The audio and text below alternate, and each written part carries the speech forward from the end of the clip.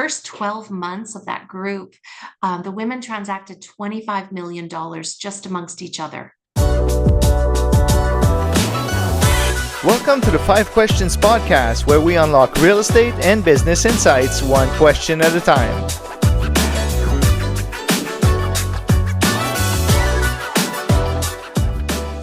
Welcome to the 5 Questions Podcast. I'm your host, Mario Lamar.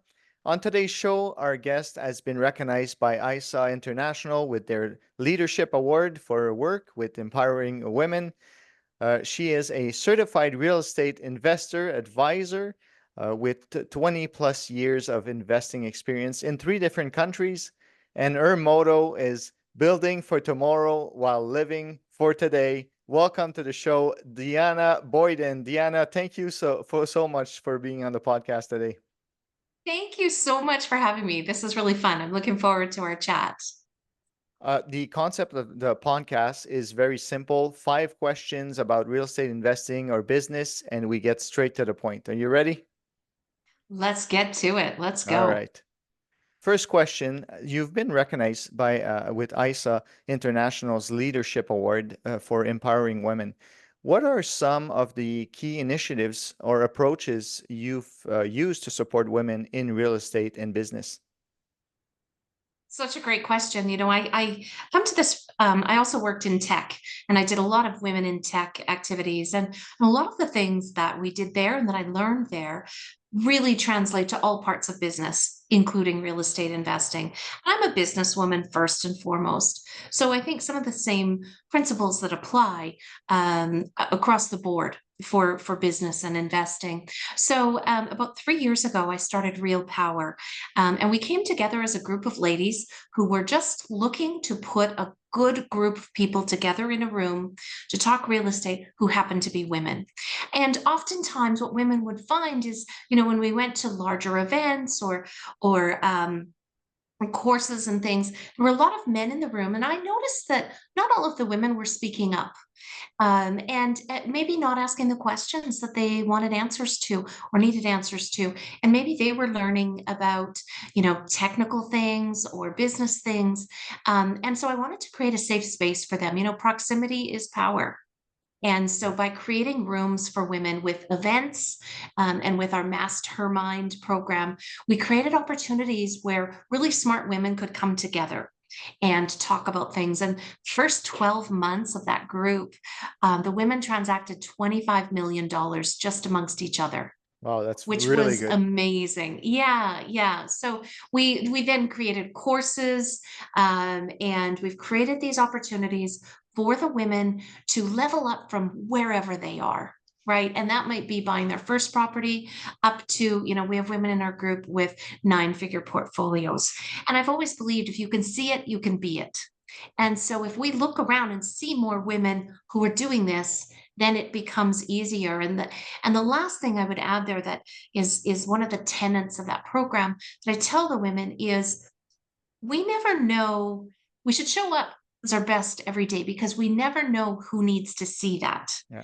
And we're seeing the seeds of that we planted 3 years ago in that the women are now either coming together or looking at each other and saying, hey, if she can do that, I can do that. Maybe she'll help me do that. Maybe I can ask her questions. So it's been really quite an amazing initiative.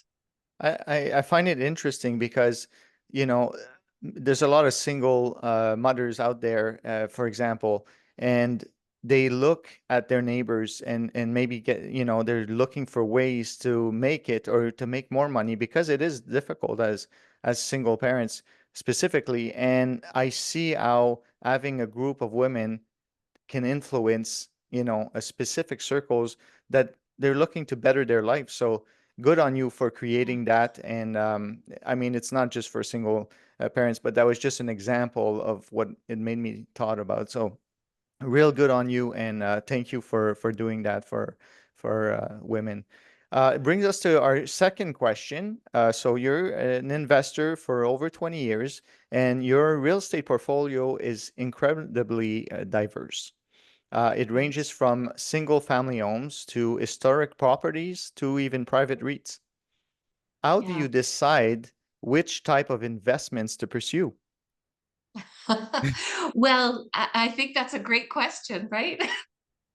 Um, Obviously, we didn't specialize in any one thing. We love real estate investing. And what I say that we specialized in was diversification, Mhm. right? And so learning all about real estate investing, active and passive investing was really the passion.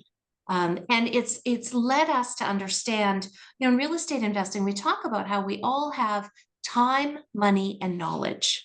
Yeah. Those are the three things that we really evaluate in terms of deciding what we want to do. But I realized over the past 20 some years that opportunity and interest are also part of that equation. So, for example, growing up, I knew that I wanted to live in the US part time. I knew that I wanted to live in Southern California. And so we created the knowledge around it. The opportunity came up in the early 2000s during the financial crisis that we could go down there, and we spent some time in the US. We actually wrote 17 offers with a single deposit check of $1,000 one day. That opportunity was there. I mean, it was a pretty incredible opportunity at the time. People that we knew were buying entire streets of homes, Yeah. and just hanging on to them. It was, that was just an opportunity that came up. We had enough knowledge to understand that that opportunity was there. We had very little money, but we stretched it out and we did it, and we spent the time that we could there. So I think that keeping in mind to be open to the opportunities and the areas of interest that you have can really sometimes lead to some wins in real estate investing, Yeah. rather than trying to get caught up on picking one strategy that you'll do for the rest of your life. Don't be afraid to sort of veer off a little bit, in a safe, and do your due diligence, get some knowledge, get some people who know what they're doing around you. But we have done almost every strategy there is, and have learned a lot from it. But it was always something that interested us, and there was a good opportunity there. I agree with you. There's so many different strategies into real estate investing. All you need to do, if you're not familiar, get educated on that specific strategy. And, because a great deal might present itself and maybe you don't want to miss out on it. So, education and different strategies is really important in the real estate world. Uh, Yeah, brings us yeah. to brings us to question number three. And we talked about your over 20 years of experience in three different countries now investing. How have you adapted to your strategies to the different markets and regulations? Yes. Well, we've been through three cycles now, over the 20 years. We've seen some crazy things. Like I said, we were down in the US when we could buy properties for 25 cents on the dollar. And we're in a situation now recently, in Canada, jurisdictions where short-term accommodation rules are changing, Yeah, and interest rates were going up at the same time that things were becoming more restrictive.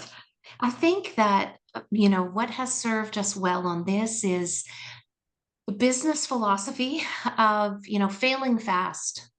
There's an expression that when you find yourself in a hole, maybe stop digging. Take a minute, take a look around and see. I always get nervous when I hear people say, "Oh, I never sell my properties." Because I think absolutes can really hurt you. They can keep you from being open to possibilities. And sometimes, it may make sense to walk from a deal, a property, something like that, and move on to something else. And I'll give you a quick example of that. We bought sure. a small multifamily once that, we found out after the fact that it was not savable. We had bought it for specific tenant profile. People had moved in. There were families living in there, and the building.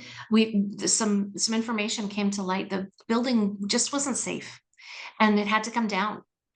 Um, so we could have continued on the road of trying to make this building safe. but we didn't know enough. We weren't going to know enough until we got it torn apart. And at that point, this was a historic building, so how much do you spend on 110-year-old foundation? It You can sounds like build as much as you want. it sounds like the movie Money Pit. Yes, exactly, exactly. And so we stopped, and there was a moment we were standing out on the front yard, and I looked across, and there's a school there, and I said to my husband, "This should come down, and it needs to become units for single mothers." And so that's exactly what's happening. That building has actually been demolished already, and new units are being built there for single mothers fleeing domestic violence. Here's the thing that can happen with that: failing fast, right? We said, okay, oops, we Yeah. screwed up. We're in trouble here. And by the way, the lawyers told us we had an absolute airtight case against the guy who sold it to us, who hid this information, but that we shouldn't even bother going after him, because when we bought it, we knew the land value was there as well. So historic buildings are a bit tricky anyways. As we got going with this project, the town that it's located in has 3 initiatives: agriculture, sustainability, and families.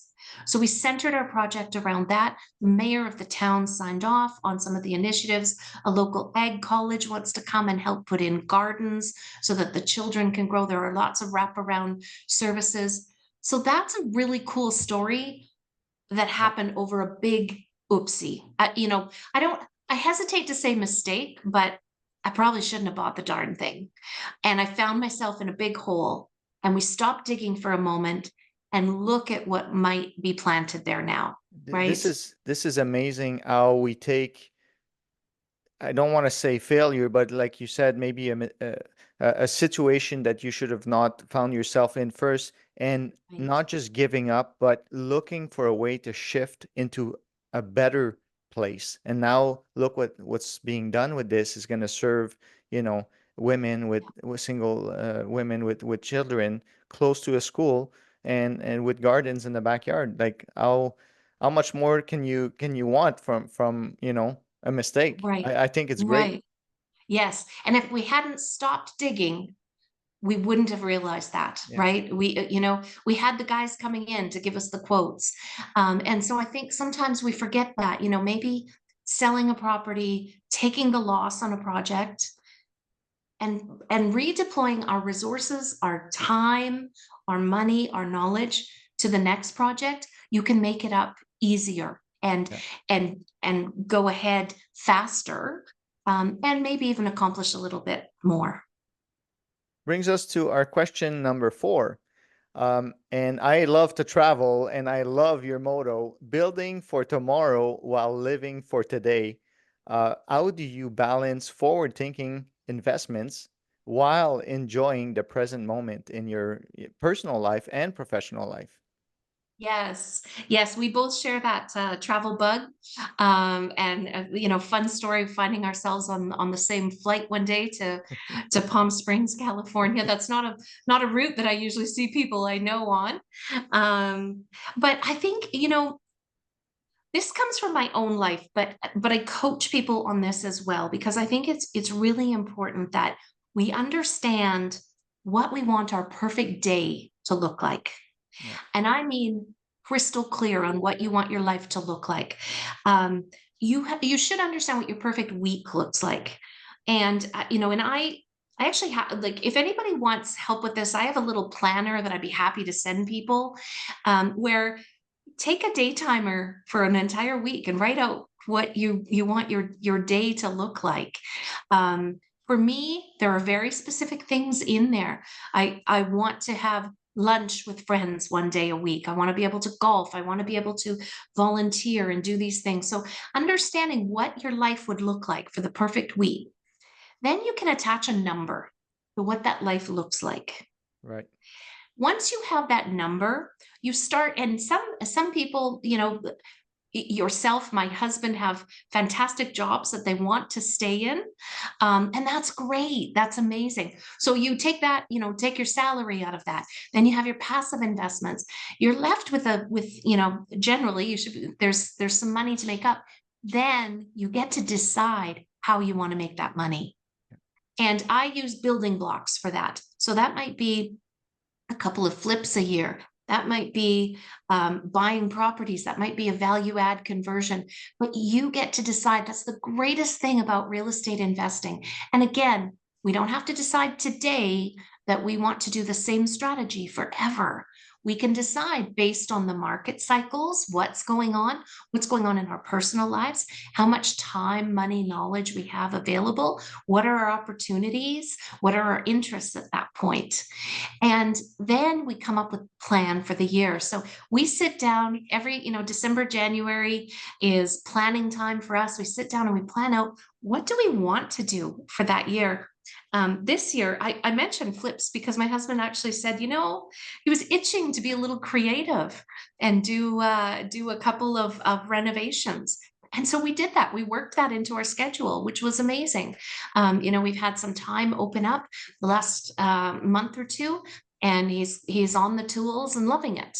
That's great. So that's the best thing about real estate investing is that you pick how you want to do it. And to me, that's what matters. We want our financial security down the road. Yeah. We need it for next week as well. But my goodness, we should be enjoying every single day along that journey. And the best way I know to do that is to be doing what we love in real estate. And so sitting down and doing that annual planning, I'm extremely passionate about it. Anybody who knows me knows that that is my number one thing because, things change. Yeah. Our situations change. Kids grow up. There are graduations and move outs. And, there are years when you might be busy. You might have a parent who needs some time. You might want to create time for them. And if you keep your plans sort of flexible, 1 or 2 years, but understand where you want to get to financially, it's just that you can decide how you want to do it as you go along. And I think that for us has allowed us to live this amazing lifestyle where we get to live in 2 countries and spend a month or 2 in the third. I like to think of that as more vacation time. But if we can do that, then anyone can do it. And once you understand that, that's your North Star. And every decision is much more clearer if it's leading you towards that North Star of that lifestyle that you want. Brings such clarity on a plan that someone needs to establish for their day-to-day, but also their end goal. So thank you for that insight. Brings us to our last and fifth question. Now, looking ahead, what kind of trends or opportunities do you see emerging in the real estate market, and how are you preparing to capitalize on those trends or opportunities? I love this question because everyone wants to know, what should I do? Right? What's the right thing? What's the right next step? And the answer is, it depends. Not the The, answer that we want to hear, but that's the truth. the perfect new trend, new strategy is the one that is right for you. We hear a lot right now about land development and US investing and self-storage. Those are the shiny baubles right now. And they're lucrative and they're working for some people. For some people. I think that as you look ahead, the next 2 years of your life, how do you want to spend your time? So, for example, we will be doing a little bit more in the US because we have a son living there and we want to spend time with him and we want to help him learn this business. So, he wants to do some multifamily stuff down there. Great. That's the perfect strategy for us. Now, we have to be very careful with the markets because the cycle in the US is a little odd right now. Unstable. Yeah. There are places definitely that things are doing really, really well. Other places that perhaps aren't. You want to be really careful. And so you have to have the knowledge, but the interests that we have in that will serve us well. I think that, this in Canada, housing crisis is real. I used to work at CMHC. I am passionate about helping to create new homes. I think that Infill development and pure land development are very interesting. However, you have to do those in a safe manner to yourself, to your life, to your partner, to your team. And I think that's really important.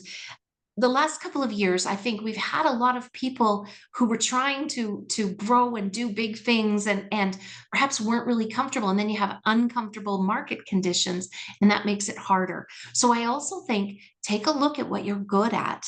And if you can get better at that, if you can make more money, if you can do it better and more efficiently, go do that. If there's something that you really enjoy that's making you happy and making you money, do more of that. Right. We have a land development, a large land development. We're doing the first phase with our own money. And that's been really great because it's helped us to feel like we have our hands on the wheel, right? Versus going out and doing the large project, other people's money. So I think in uncertain times, you don't have to sort of shrink or be fearful. What you want to do is figure out how you can maintain control of what you're doing to get through these things, to get to the other side. Now, as we come into, as things grow and you want to start to expand what you're doing, then you come at that from a place of confidence, knowledge. We use these times to really grow, increase our knowledge in all areas, perhaps increase our team, the strength of our team, right? Those are really important things.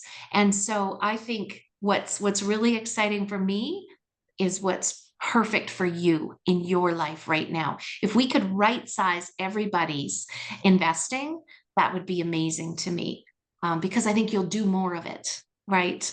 So I think there's a ton of great stuff out there. Micro markets are everything.